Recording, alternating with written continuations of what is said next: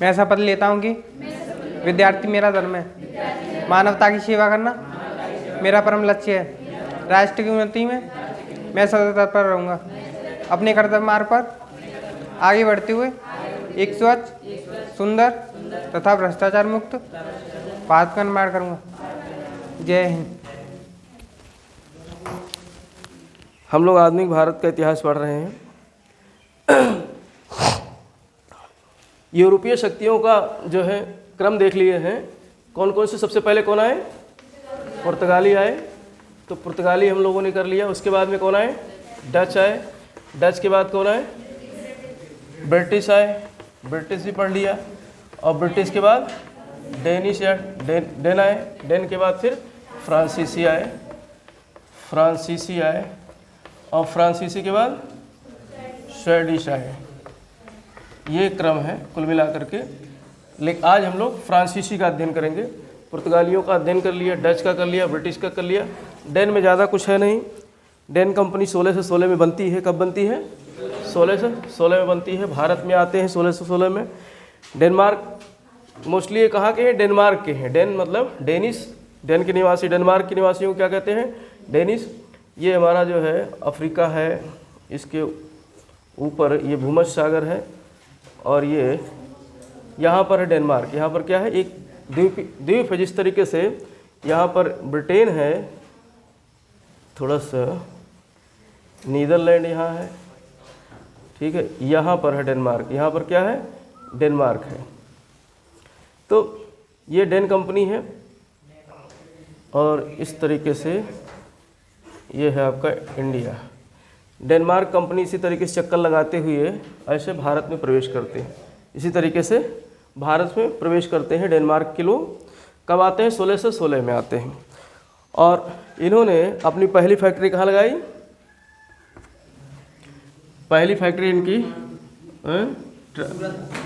तंजौर में लगती है। कहाँ लगती है? तंजौर में।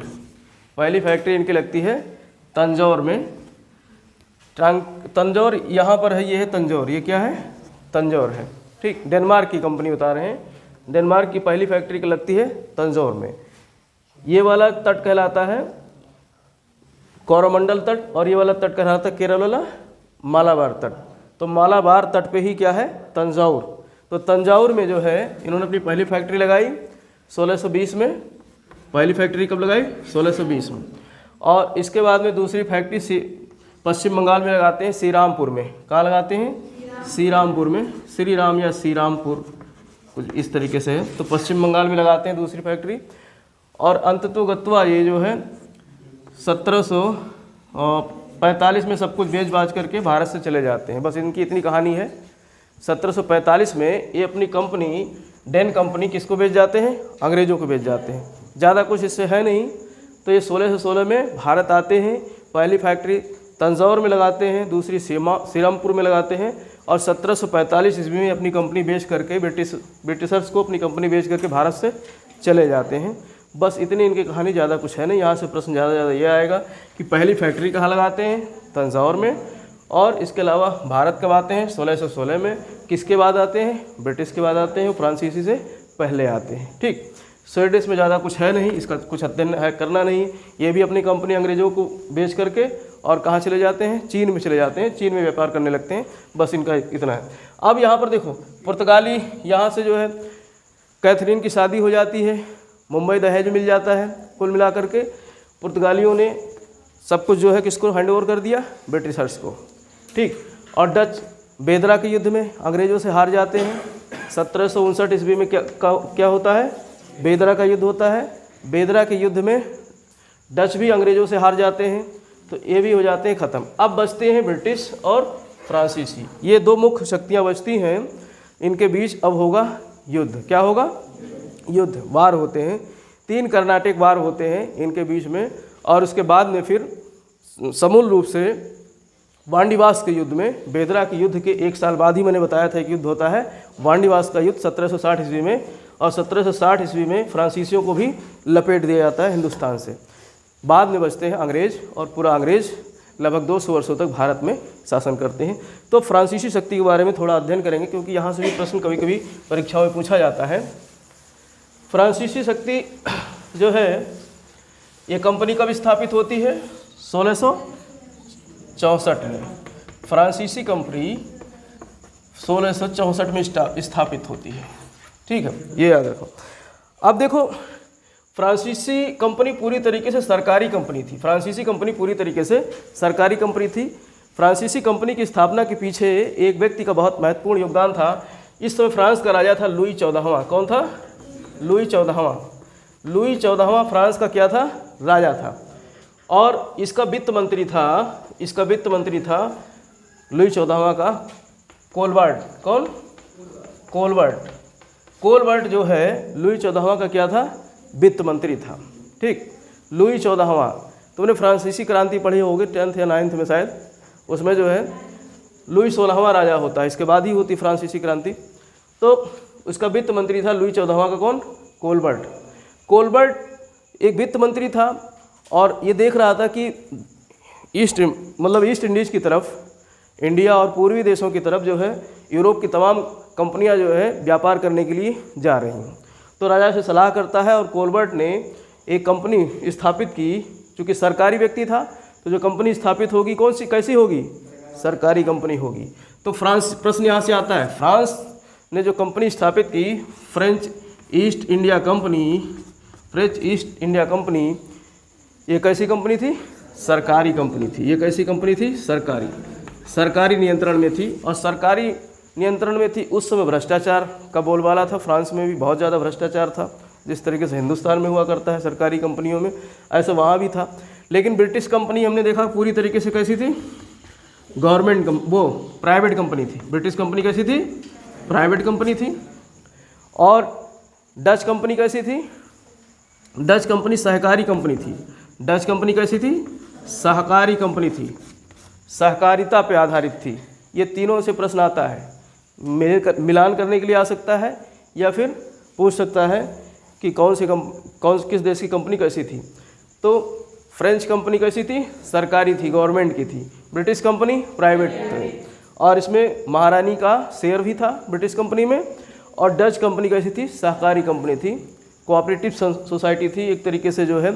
इसमें जो है मतलब इन्होंने कुछ लोगों ने मिल करके संयुक्त कंपनी थी। ये संयुक्त उपक्रम था। संयुक्त उपक्रम मतलब कुछ लोग मिल करके संयुक्त रूप से अपनी कंपनी बनाए सिर्फ व्यापार करने के मकसद से। और उसके बाद में अपना जो है कंपनी, जब व्यापार खत्म तो कंपनी खत्म। इस तरीके से इनका संयुक्त उपक्रम था डचों का। तो इस तरीके से हम लोगों ने देखा यहाँ पर ये कंपनियों के बारे में।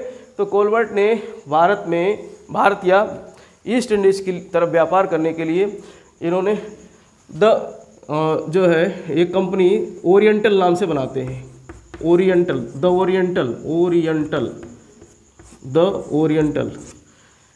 द ओरिएंटल का मतलब क्या होता है? देखो ये दो शब्द आता है। ओरिएंटल का मतलब पूर्व होता है। ओरिएंटल शब्द का मतलब क्या होता है? पूर्व।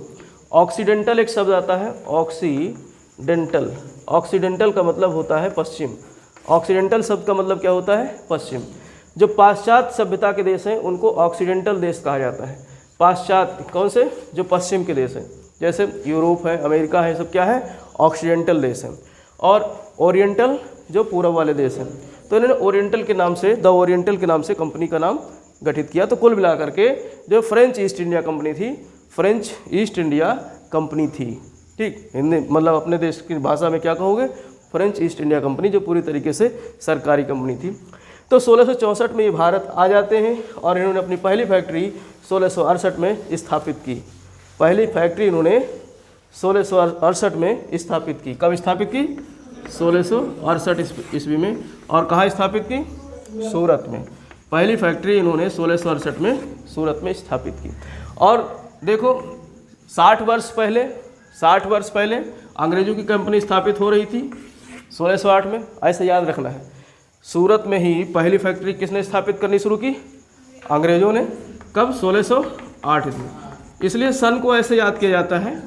60 वर्ष पहले, 60 वर्ष बाद किसकी कंपनी स्थापित होती है? फ्रांसीसियों की, सूरत में। ठीक, तो सूरत में यानी दोनों ही टक्कर देने वाली कंपनियां थी भारत में, आपस में लड़ी भी, और दोनों ने ही अपनी पहली फैक्ट्री कहाँ स्थापित की? सूरत में। कहाँ स्थापित की? सूरत में। और इसके अलावा इनकी दूसरी फैक्ट्री स्थापित हुई 1669 ईस्वी में। कहाँ पर? मसूलीपट्टनम में। और मज़े की बात यह है कि मसूलीपट्टनम में 1611 ईस्वी में अंग्रेज़ों की फैक्ट्री भी दूसरी स्थापित होती है।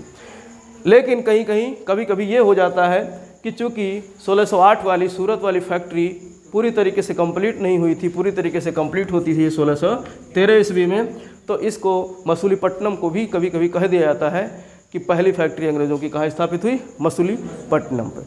तो ये प्रश्न के आने के स्वरूप के ऊपर आप निर्भर करता है कि आपको क्या बताना है, क्या आंसर करना है।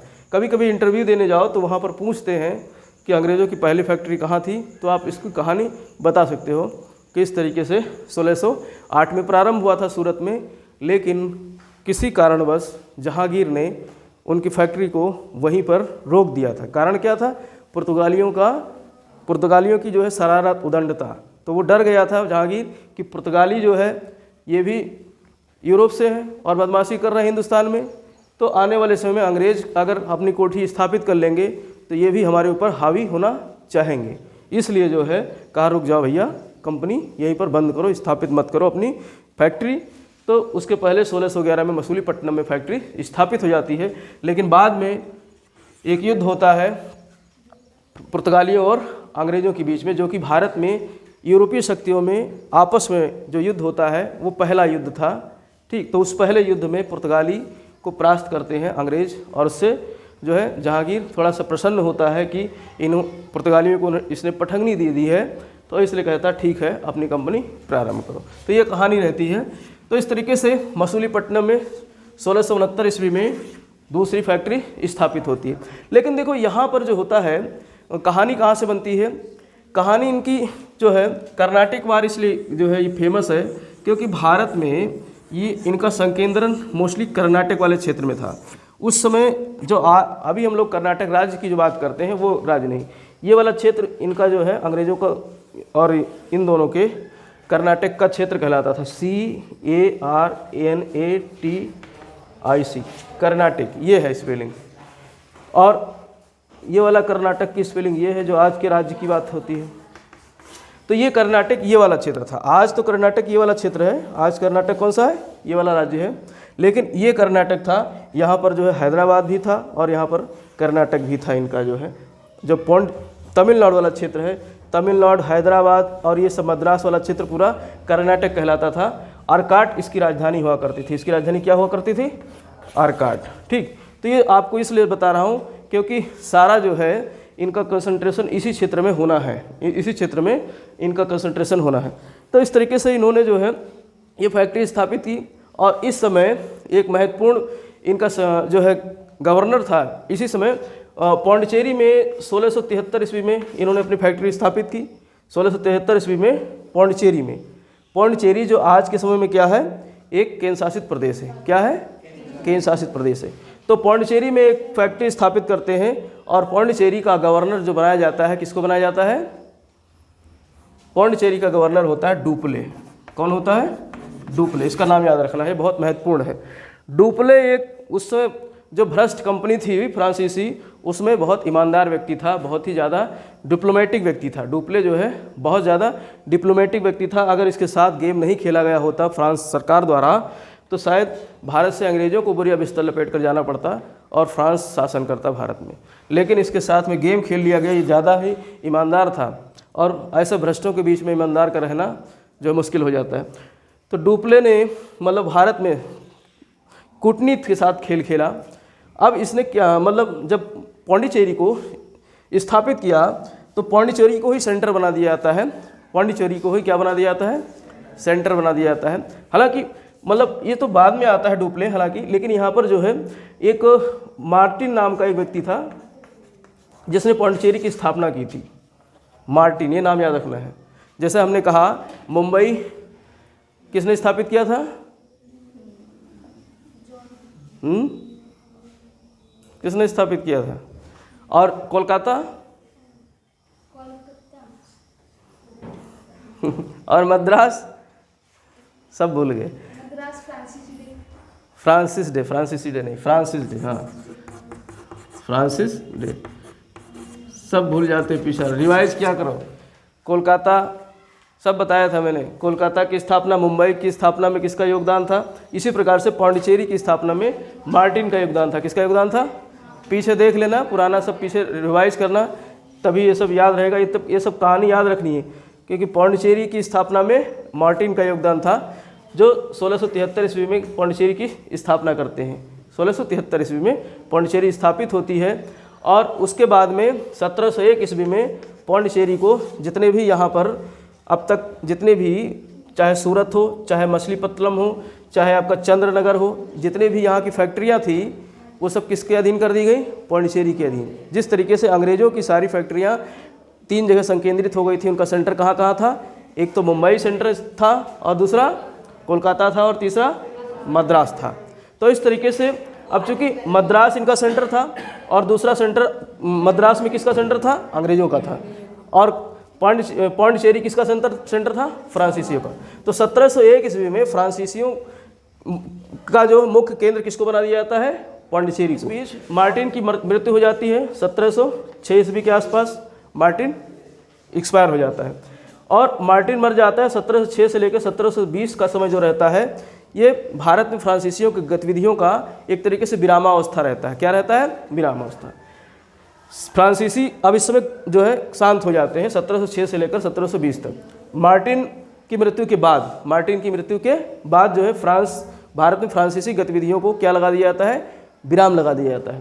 ठीक, लेकिन जब डुप्ले आता है भारत में, तो डुप्ले के आने के साथ ही यहाँ पर प्रारंभ क्या हो जाता है, फिर से जो है पुनः एक तरीके से साम्राज्य विस्तारवादी नीति शुरू हो जाती है। लेकिन इस दौरान यहाँ पर माहे है, केरल में क्या है, माहे जो पांडिचेरी के अंदर है, और इसके अलावा मॉरिशस कहीं पड़ेगा यहाँ नीचे जा कर के, मॉरिशस हिंद महासागर में है। तो 1721 ईस्वी में मॉरिशस को जो है केंद्र बनाया जाता है फ्रांस का, ये सब कहानी याद रखना, मॉरिशस को। और 1724-25 में बनाया जाता है माहे को, और इसके बाद 1739 में बनाया जाता है करैकल को। किसको बनाया जाता है, करैकल। एक नए मानचित्र में समझो,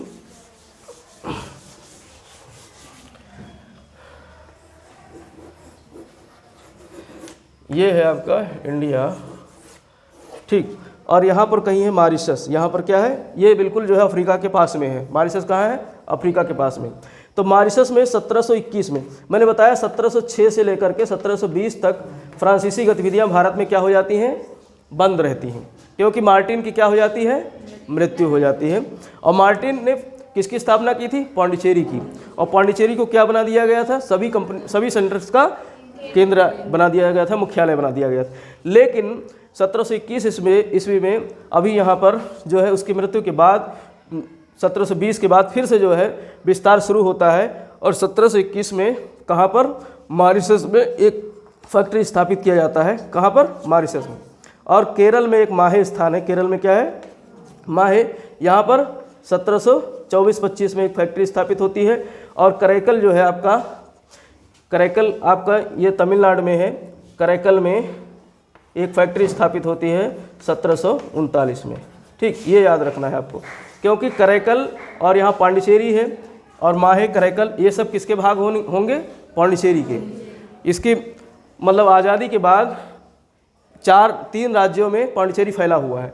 आंध्र प्रदेश में एनम है, आंध्र प्रदेश में क्या है, एनम है, और तमिलनाडु में करैकल और पांडिचेरी है। तमिलनाडु में क्या है, करैकल और पांडिचेरी। ये पांडिचेरी है, एनम ऊपर है, पांडिचेरी है, इसके नीचे करैकल है, इधर केरल में माहे है। 3 राज्यों में 4 क्षेत्रों में फैला हुआ है हमारा क्या, पांडिचेरी। आज जो पांडिचेरी क्या है, केंद्र शासित राज्य है कि नहीं, और कितने राज्यों में फैला हुआ है, 3 राज्यों में 4 क्षेत्रों में फैला हुआ है। 2 क्षेत्र इसके कहाँ है, तमिलनाडु में है।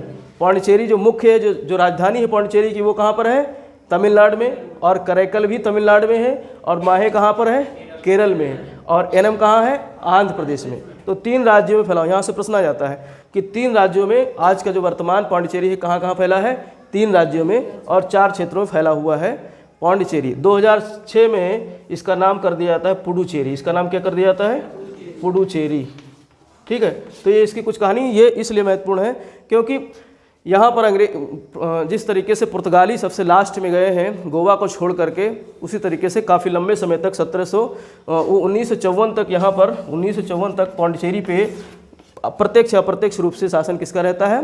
फ्रांसीसियों का रहता है। ठीक, सिर्फ जो है यहाँ व्यापार करने के मकसद से रहते हैं। तो इस तरीके से ये सेंटर बन जाता है क्या? पौंडीचेरी। पौंडीचेरी को सेंटर बनाया जाता है माहे, करैकल और जो है इसके बाद जो है बिहार की, पश्चिम बंगाल की फैक्ट्रियाँ, सूरत, ये सब किसके अंडर में आती हैं? पौंडीचेरी में। और पौंडीचेरी का गवर्नर कौन बन जाता है? डुप्ले। अब डुप्ले 1742 ईस्वी में जो है वो हुआ क्या कि 1742 ईस्वी में जो है यहाँ पर फ्रांसीसियों की नीति में परिवर्तन आता है। फ्रांसीसियों की नीति में परिवर्तन आता है और डुप्ले कहता है कि नहीं, हम यहाँ सिर्फ व्यापार नहीं करेंगे, साम्राज्य विस्तार करेंगे। क्या करेंगे? साम्राज्य विस्तार करेंगे। और साम्राज्य विस्तार की कड़ी में जो है अब अंग्रेज भी साम्राज्य विस्तार कर रहे थे भारत में और डुप्ले भी कर रहा है। तो दोनों में क्या होगा? फिर संघर्ष प्रारंभ हो, क्योंकि यहीं पर मद्रास भी है। यहीं पर क्या है? मद्रास, जिसको आज हम चेन्नई कहते हैं। और मद्रास में कौन बैठे हुए हैं? ब्रिटिश बैठे हुए हैं। मद्रास में एक किला बना था सेंट थॉम। कौन सा किला? सेंट थॉम। सेंट थॉम जो है मद्रास के पास में ही था। मद्रास बाद में पूरा सेंट थॉम मद्रास के अंदर ही आ गया। और सेंट थॉम में कौन थे पहले? पुर्तगाली थे। सेंट थॉम की स्थापना किसने की थी? पुर्तगालियों ने की थी। तो अब मद्रास में जो है अंग्रेज बैठे थे। अब इन दोनों के बीच में क्या होता है? सत्ता संघर्ष होता है। लेकिन ये दोनों आपस में आमने सामने नहीं आते हैं, आपस में आमने सामने नहीं भिड़ते हैं, बल्कि ये अप्रत्यक्ष रूप से एक दूसरे को जो है उकसाते हैं, लड़ाई करवाते हैं। भारत के राज्य क्षेत्र में, भारत के राज्य क्षेत्र में प्रत्यक्ष रूप से ये आमने सामने नहीं आते हैं। सिर्फ बांडीवास का युद्ध जो होता है कर्नाटक वार तीसरा, उसमें जो है ये प्रत्यक्ष रूप से लड़ते हैं और इनको ख़त्म कर देते हैं। तो इस तरीके से जो है 3 कर्नाटक वार होते हैं इनके दोनों के संघर्ष के कारण। लेकिन ये बिल्कुल अप्रत्यक्ष रूप, जैसे शीत युद्ध होता नहीं है, शीत युद्ध की भांति यहाँ पर भी ये जो है युद्ध करते हैं अप्रत्यक्ष रूप से। तो 3 कर्नाटक वार इनके कारण होते हैं। उनको हम लोग देखते हैं बारी बारी से। यहाँ तक समझ में आया कि नहीं? ना आया हो तो फिर से समझाएं, कर्नाटक वार फिर बाद में बता देंगे। यहाँ तक कहानी फिर से बताऊं? समझ में आया? समझ में आ गया ना कि नहीं आया? है? आ गई। कहानी क्या है कि पौंडीचेरी की स्थापना से पहले, पौंडीचेरी की स्थापना वैसे किसने की थी? किसने की थी? मार्टिन ने की थी। किसने की थी? मार्टिन ने की थी। ठीक, अब इसे मत भूल जाना कि बम्बई की तरीके से, कलकत्ता की तरीके से जो है और मद्रास की तरीके से, इन सबको भूल जाओ। तो सब 4-5 सेंटर्स याद रखने हैं, क्योंकि ये तुम्हारा जीके का भी पोर्शन है। यहाँ से प्रश्न बनते हैं कि जो है कलकत्ता की स्थापना किसने की थी, बम्बई की स्थापना किसने की थी, और इसके अलावा जो है आपका पांडिचेरी की स्थापना किसने की थी, चेन्नई की स्थापना किसने की थी, मद्रास की। ये सब प्रश्न यहाँ से आते हैं, तो इसको आप पीछे पलट पलट कर देखते चलो। ठीक, तो 3 फ्रांसीसी वार होते हैं। कितने होते हैं? यहाँ से भी प्रश्न बनता है। फ्रांसीसी युद्ध कितने होते हैं? 3 होते हैं। फ्रांसीसी युद्ध कितने होते हैं? 3 होते हैं। पहला युद्ध जो होता है 1746 से 1748 के होता है, 2 वर्षीय होता है। पहला युद्ध होता है 2 वर्ष का होता है, 1746 से लेकर के 1748 के। कारण क्या रहता है? देखो, कारण पूछता है प्रश्न। पहले युद्ध का कारण क्या होता है? जो यूरोप में एक देश है ऑस्ट्रिया, यूरोप में एक देश है ऑस्ट्रिया, ऑस्ट्रेलिया नहीं, कौन सा देश है? ऑस्ट्रिया। देखो यहाँ पर समझो नक्शे में, ये है आपका अफ्रीका के उत्तर में यूरोप। ठीक, यहाँ पर है ऑस्ट्रिया, यहाँ पर क्या है? ऑस्ट्रिया। पूरा नक्शा बना दें।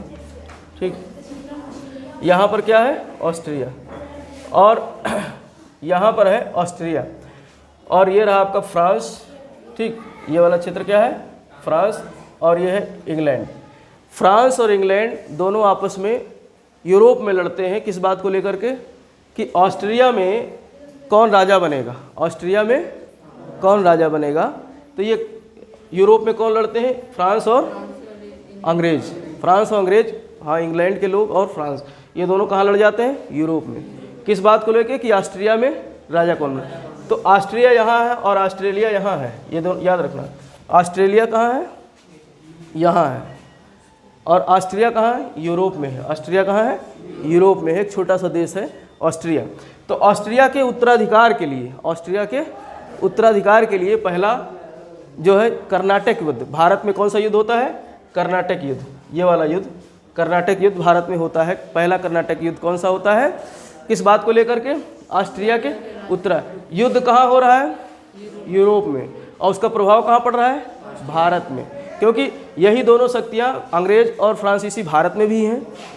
वही होता है ना कि जैसे कोई दो शत्रु आपस में किसी दूसरे शहर में रह रहे हैं और उनका मूल निवास जो है दूसरे शहर में, दूसरे गांव में हो।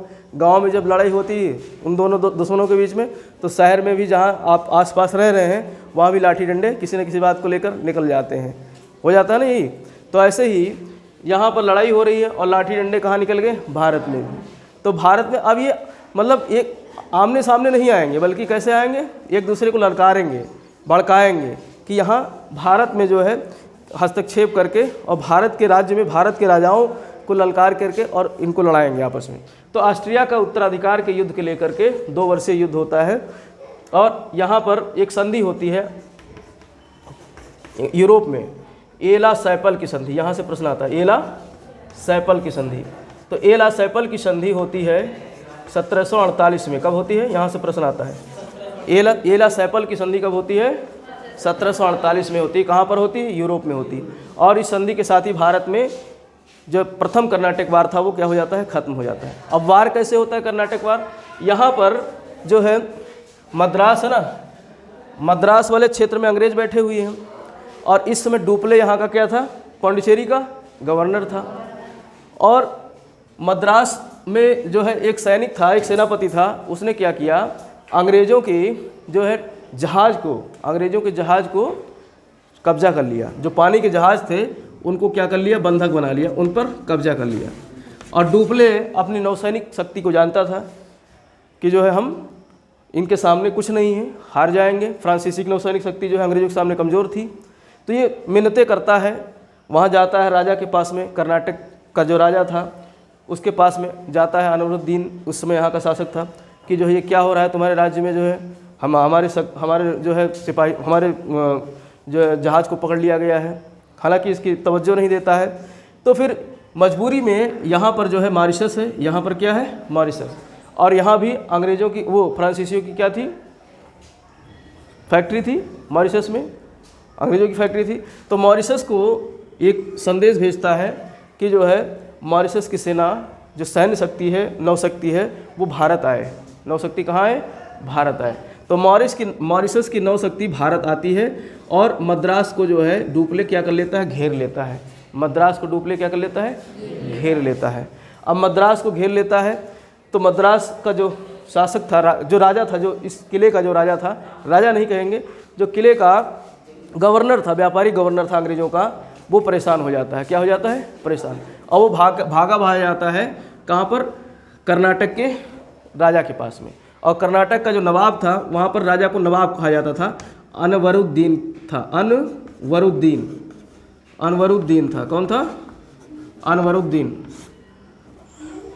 अनवरुद्दीन कहाँ का था? कर्नाटक का नवाब। अब अनवरुद्दीन के पास जाता है और कहता है कि तुम्हारे ही क्षेत्र में मद्रास को घेर रखा है किसने? फ्रांसीसियों ने। तो अनवरुद्दीन भड़क जाता है कि गलत बात है भाई, हमारे देश में फ्रांसीसियों ने मद्रास को क्यों घेर रखा है? तो फिर ये जब भड़का देता है अनवरुद्दीन को, तो अनवरुद्दीन की सेना पहुंचती है कहाँ? मद्रास के पास में। और मद्रास के पास में एक जो है स्थान है सेंट थॉम। कौन सा स्थान है? सेंट थॉम स्थान है मद्रास के पास में। तो मद्रास के पास सेंट थॉम में किसकी सेना पहुंच जाती है? अनवरुद्दीन की। ठीक। और इधर जो है अंग्रेज़ों की सेना फ्रांसीसियों की सेना डुप्ले के नेतृत्व पहुंच जाती है सेंट थॉम में। और सेंट थॉम है अडयार नदी के किनारे। कहाँ है? अडयार नदी के किनारे। और यहाँ पर युद्ध हो जाता है, सेंट थॉम का युद्ध। तो सेंट थॉम का युद्ध कब होता है? प्रथम कर्नाटक वार के अंतर्गत। प्रथम कर्नाटक वार किससे संबंधित है? अंग्रेज और फ्रांसीसी से संबंधित है। और प्रथम कर्नाटक वार किसके बीच होता है? मुख्य रूप से किसके बीच होता है? अनवरुद्दीन और फ्रांसीसियों की। अंग्रेज देखो चुपचाप बैठे हैं, मजा ले रहे हैं, और लड़ा किसको दिया? फ्रांसीसियों को और अनवरुद्दीन को, कर्नाटक के नवाब को लड़ा दिया। अब ये लड़ गए सेंट थॉम में। अब इनकी सेना थी देसी, किसकी? अनवरुद्दीन की, तीर भाले वाली, तलवार वाली, घोड़े वाली। 10,000 के करीब इनकी सेना थी, किसकी? अनवरुद्दीन के पास 10,000 सैनिक थे। और दूसरी तरफ डुप्ले के पास लगभग 1,000 सैनिक थे। कितने थे? 1,000। लेकिन ये सब प्रशिक्षित थे। ये डेली अपने सैनिक को क्या करते हैं?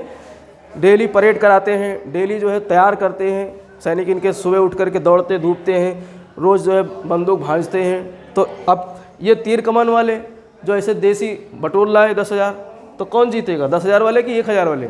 जिनके पास गोला बारूद है, जिनके नियमित सैनिक हैं, जो डेली अभ्यास करते हैं, तो वो जीतेंगे कि 10,000 के? तो 10,000 वाले सैनिक हार जाते हैं, 1,000 के जीत जाते हैं। तो यहाँ पर जो है अंग्रेज थोड़ा सा डर जाते हैं, और क्योंकि इनका वर्चस्व सिद्ध हो जाता है। अडियार के युद्ध में फ्रांसीसियों को क्या सिद्ध हो जाता है? वर्चस्व, कि 10,000 की सैनिक को 1,000 की सेनाओं ने मार पीट करके भगा दिया। तो सेंट थॉम का युद्ध जो है ये फर्स्ट कर्नाटक वार के अंतर्गत हुआ, और फर्स्ट कर्नाटक वार में जो है फ्रांसीसी विजित हो जाते हैं। फ्रांसीसियों का पल्ला 0-1 से भारी हो जाता है। भाई अनवरुद्दीन किसका सिक्का था, मतलब किसकी तरफ से था? अंग्रेजों की तरफ से। और अनवरुद्दीन हार गया, तो उसके हारने के कारण क्या होता है? सिक्का किसका जम जाता है? फ्रांसीसियों का। तो फर्स्ट कर्नाटक वार, जैसे ही एला सेपल्स की संधि हुई यूरोप में, ऑस्ट्रिया के उत्तराधिकार को लेकर के एक संधि हुई यूरोप में, कौन सा? एला सेपल संधि। और 1748 में संधि हो गई, और भारत में इसका प्रभाव पड़ा। भारत में जो युद्ध था ये बंद हो गया। फर्स्ट कर्नाटक वार भारत में क्या हो गया? बंद हो गया। अब इस संधि के तहत क्या हुआ कि जो मद्रास था उसे फिर से किसे दे दिया गया? अंग्रेजों को दे दिया गया। मद्रास को फिर से किसे दे दिया गया? अंग्रेजों को दे दिया गया। तो मद्रास पुनः अंग्रेजों के पास चला गया। तो यहाँ खत्म हो जाती है कौन सी कहानी? फर्स्ट कर्नाटक वार की। प्रथम कर्नाटक वार यहाँ क्या हो जाता है? खत्म हो जाता है। तो ये कहानी आपको याद रखनी। फर्स्ट कर्नाटक वार कैसे हुआ? एला वो ऑस्ट्रिया के उत्तराधिकार युद्ध को लेकर। कारण क्या था? ऑस्ट्रिया का उत्तराधिकार युद्ध। और ख़त्म किससे हुआ? सेंट थॉम या अडियार का युद्ध। सेंट थॉम या अडियार का युद्ध कब हुआ? 1748 में। 1748 में कौन सा युद्ध? सेंट थॉम या अडियार का युद्ध। किनके बीच हुआ? अनवरुद्दीन और नवाब अनवरुद्दीन और फ्रांसीसियों के बीच। किसके बीच हुआ? फ्रांसीसियों के बीच। और इसमें कौन जीत जाता है? फ्रांसीसी जीत जाते हैं, और नवाब क्या हो जाता है? हार जाता है। तो मद्रास पर कब्जा किसका हो जाता है? फ्रांस का, डुप्ले का। अब डुप्ले का मद्रास पे कब्जा हो गया। अब यही कारण बनेगा यहाँ पर दूसरे कर्नाटक वार का। यही कहानी बनती है बाद में दूसरे कर्नाटक वार को। अब दूसरे कर्नाटक वार में प्रत्यक्ष रूप से नहीं, एकदम बिल्कुल सामने सामने नहीं आते हैं। अब यहाँ पर जो है कहानी क्या बनती है? हैदराबाद, ये हैदराबाद वाला क्षेत्र है, और ये कर्नाटक वाला क्षेत्र है। कर्नाटक में अनवरुद्दीन राजा था, लेकिन यहाँ कर एक और जो है इसका जीजा था अनवरुद्दीन का, उसका नाम था चंदा साहब। क्या नाम था? चंदा साहब। चंदा साहब मराठों के कब्जे में था अब तक, और मराठे उसको छोड़ देते हैं। तो अनवरुद्दीन के विरुद्ध आकर संघर्ष करता है, कहता है तुम हटो सत्ता से, मैं बैठूंगा, क्योंकि मैं जो है इसका सत्ता का जो है मुझे मिलना चाहिए। तो इन दोनों में संघर्ष शुरू होता है। कहाँ पर? कर्नाटक में। और हैदराबाद में भी नासिर जंग और मुजफ्फर जंग, दो जंग थे। कौन जंग? पीछे टाइटल है। जंग किससे संबंधित? हैदराबाद से। नासिर जंग और मुजफ्फर जंग। नासिर जंग और मुजफ्फर जंग, इन दोनों के बीच में कहाँ पर संघर्ष होता है? हैदराबाद में। किस बात को लेकर? कि गद्दी पर कौन बैठेगा। पहला युद्ध हुआ ऑस्ट्रिया में उत्तराधिकार के युद्ध के लेकर, और दूसरा कर्नाटक वार होता है भारत में हैदराबाद और कर्नाटक में उत्तराधिकार को लेकर। भारत में हैदराबाद और कर्नाटक में उत्तराधिकार को लेकर के दूसरा कर्नाटक वार होता है। कहाँ पर? भारत में होता है। ठीक, तो ये हम लोग थोड़ा सा डिटेल में कल चर्चा करेंगे, आज उधम ज़्यादा हो रहा है अभी। तो इसको फिर से हम लोग एक बार रिवाइज करते हैं, फटाफट सब फिर से रिकॉल करते हैं जिससे याद हो जाए। यानी सेकंड कर्नाटक वार और थर्ड कर्नाटक वार हम लोग कल पढ़ेंगे। अभी इसको पूरा हम लोग रिवाइज करते हैं। ठीक, जो पढ़ा हुआ है वो भूले ना, इसलिए रिवाइज करना जरूरी रहता है। कहानी कहाँ से शुरू होती है? फ्रांस की 1664 से। कहाँ शुरू होती है? 1664 से। 1664 में फ्रांस कंपनी कहाँ आती है? भारत में आती है। ठीक, और 1668 ईस्वी में इन्होंने अपनी पहली फैक्ट्री कहाँ स्थापित की? सूरत में। और 1669 में कहाँ स्थापित की? मसूलीपट्टनम में। ठीक, और इसके अलावा 1673 ईस्वी में मार्टिन ने एक पौंडीचेरी में कंपनी स्थापित की। कहाँ पर? पौंडीचेरी में। ठीक है, पौंडीचेरी यहाँ पर है, पौंडीचेरी यहाँ पर है, मद्रास इसके ऊपर है। ठीक, तो मद्रास में अंग्रेज बैठे हैं, पौंडीचेरी में कौन बैठे हैं? फ्रांसीसी। और मार्टिन जो था, मार्टिन इसकी 1706 ईस्वी में मृत्यु हो जाती है। और इसके पहले क्या होता है? 1701 ईस्वी में, इसमें एक कहानी और है, बीच में डच इस पर कब्जा कर लेते हैं। पौंडीचेरी पर बीच में कौन कब्जा कर लेते हैं? डच कर लेते हैं। और यहाँ पर रिजविक की संधि होती है, यूरोप में होती है रिजविक की संधि। कौन सी संधि? रिजविक की संधि होती है। और 1697 में, 1697 में एक संधि होती है रिजविक की संधि। 1693 में कब्जा कर लेते हैं कौन? डच। किस पर? पौंडीचेरी पे। ठीक, तो एक संधि और याद रखना, रिजविक की संधि किसके किसके बीच होती है? डचों के बीच में और फ्रांसीसियों के बीच में। कहाँ होती है? यूरोप में होती है। और रिजविक की संधि के तहत डचों को पौंडीचेरी को फिर से क्या करना? छोड़ना पड़ता है। किसको देना पड़ता है? फ्रांसीसियों को। और फ्रांसीसी जब पुनः जो है पौंडीचेरी को पा जाते हैं तो पौंडीचेरी को फोर्टिफाइड कर लेते हैं। क्या कर देते हैं? किलेबंदी कर देते हैं और लुई फोर्ट बनाते हैं। कौन सा फोर्ट बनाते हैं? Louis fort. देखो कई फोर्ट हमने याद करा दिए हैं, अब ये भूलना नहीं। कोलकाता में कौन सा फोर्ट था? William fort. कौन सा फोर्ट था? William fort. यहाँ से मिलान करने के लिए प्रश्न आ जाएगा, एक तरफ दे देगा फोर्ट और एक तरफ दे देगा जगह। तो कोलकाता में कौन सा फोर्ट है? William fort. मद्रास में कौन सा फोर्ट है? हाँ, फोर्ट जॉर्ज। कौन सा है?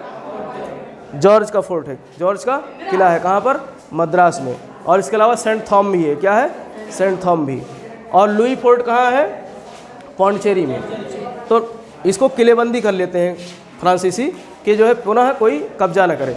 तो पौंडीचेरी को किलेबंदी कर लेते हैं और पौंडीचेरी को ही क्या बना दिया जाता है? 1701 ईस्वी में सभी जितने भी फैक्ट्री हैं सबके पौंडीचेरी के अधीन कर दिया जाता है। और इसके बाद 1706 ईस्वी में किसकी मृत्यु हो जाती है? मार्टिन की। और मार्टिन के मरने के बाद में क्या होता है?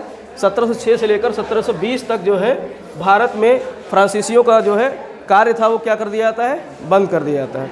इसके बाद में इस शुरू होता है मॉरिशस में। सबसे पहले मॉरिशस में जो अफ्रीका के पास में है, 1721 ईस्वी में एक फैक्ट्री स्थापित होती है। फिर स्थापित होती है माहे में, जो माहे किसका भाग है? पौंडीचेरी का ही भाग है। फिर करैकल में स्थापित होती है एक फैक्ट्री। और उसके बाद में डुप्ले को बनाकर भेजा जाता है, क्या? गवर्नर बना के भेजा जाता है पौंडीचेरी का। और बहुत कम समय में ही डुप्ले को गवर्नर जनरल भी बना दिया जाता है। कहाँ का? पौंडीचेरी का। जब वो गवर्नर जनरल बन के आता है तो वो एक बहुत ही ईमानदार और बहुत ही कर्तव्यनिष्ठ व्यक्ति था। और उसने क्या किया? भारत में अंग्रेज़ों को हराने के लिए कूटनीति का चाल खेला। कौन सा चाल खेला? कूटनीतिक चाल खेला। और उसके तहत भारत में शुरू हो जाते हैं कर्नाटक वार। कौन से वार? कर्नाटक वार। तो डुप्ले एक महत्वपूर्ण जो है फ्रांस का गवर्नर था जो भारत में साम्राज्य विस्तारवादी नीति पर काम करना शुरू करता है। कौन सी नीति पर? क्योंकि 1742 ईस्वी में भारत में फ्रांसीसी नीति परिवर्तित हो जाती है। अब कौन सी नीति आती है? साम्राज्य विस्तार। अभी तक तो व्यापार करने के लिए आए थे, तो व्यापार कर रहे थे, लेकिन इनका जब साम्राज्य विस्तार का नीति प्रारंभ हो जाता है डुप्ले के अंडर में, तो यहाँ पर साम्राज्य विस्तारवादी नीति में अंग्रेज भी थे। तो दोनों में संघर्ष शुरू हो जाता है, अंग्रेजों में और फ्रांसीसियों के बीच में। और इस क्षेत्र में होता है, कर्नाटक वाले क्षेत्र में होता है। तो इस क्षेत्र में मद्रास भी था और यहाँ पर पौंडीचेरी भी था। तो मद्रास में बैठे थे अंग्रेज और पौंडीचेरी में बैठे थे फ्रांसीसी। तो दोनों के बीच में संघर्ष होता है प्रत्यक्ष और अप्रत्यक्ष रूप से। तो इसमें पहला कर्नाटक वार होता है 1746 से लेकर के 1748 तक।